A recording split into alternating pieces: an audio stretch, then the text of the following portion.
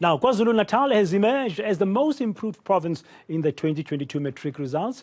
The KZN matriculants bagged an 83% pass rate, which is a 6.2 percentage point improvement compared to the previous year.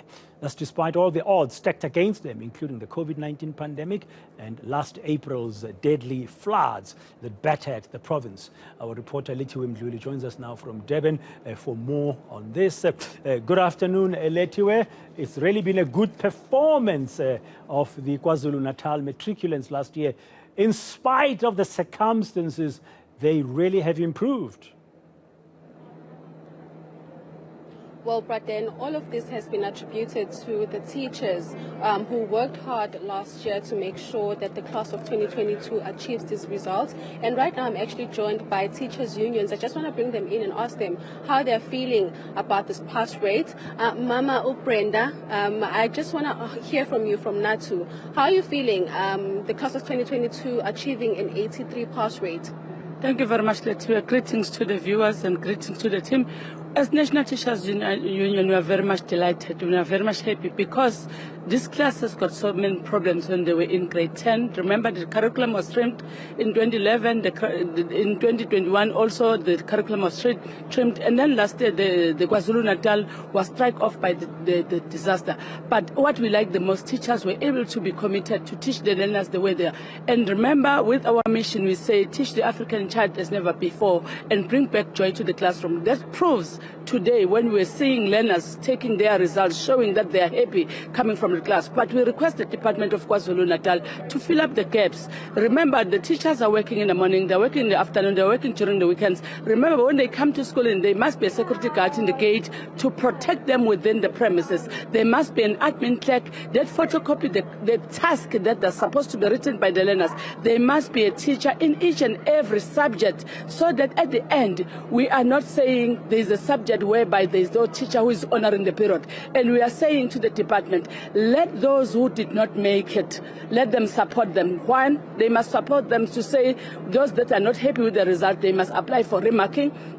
Some of them must rewrite the exam in May and also in June and also in November and December. But what we request that those learners must be given enough time to be trained and to be assisted. Is either they take them to the class every Saturday, or they just allow them to get to the classroom, so that at the end, when they go to the paper in supplementary exam in June, they are able to write. Because what we have noticed when we are monitoring the exam, we find that there is a learner that is absent. And then when we check, it says it's a part-time learner. Why? It's because there is no one who is taking care of that learner who is registering the examination as part-time. Same thing applies in October, November, December. Those learners, they are not coping. You find that the school end up having so many absentees. Then we request the district, the school, and the province also to assist those learners later.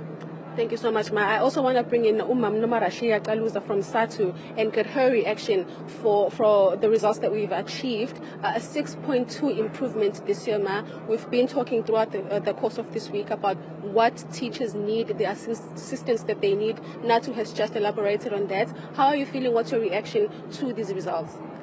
As SATU KwaZulu-Natal, we celebrate with the class of 2022 together with the teachers and parents, the communities, everyone that is interested in education.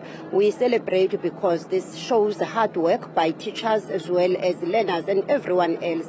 As SATU in particular, our practical steps of ensuring that we support teachers through the I Am a School Fan campaign, mobilizing the society to come closer to our schools, but also the school academic support initiatives that we have annually as the union.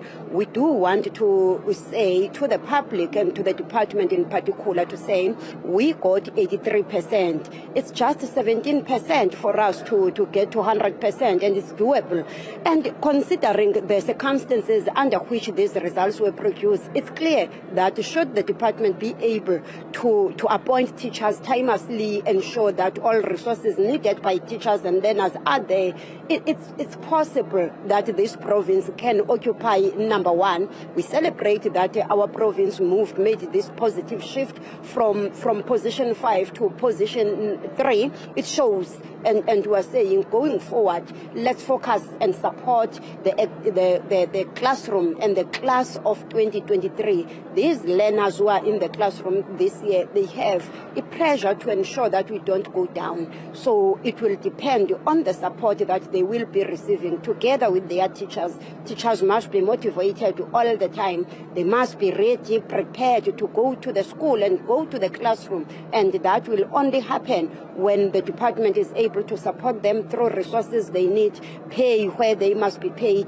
and ensure that they are not overloaded, because overworking teachers because we are not filling vacancies would mean brain drain to our teachers, which will end up with them being depressed, stressed, and taking leave. That will affect teaching and learning. We want to go forward and call for the Department of Education and everyone else, support our schools, support our learners, support our teachers. School safety is important. Appoint security personnel in our schools, appoint and support the administration staff, as we know that for years now there's moratorium on the appointment of security as well as the admin staff. Thank you so much, ma'am. Thank you. So, but then that is from the teachers union here in KZN, basically saying that the department should do more to support teachers in schools. You'd remember that here in KZN there's a lack of teachers, and unions have been raising these issues for years now. The student that I spoke to earlier on, a matriculant who's a top achiever here in KZN, also raised this issue, saying that in his school they lack about 6 teachers, so they really do need this assistance from the Department of Education here in the province.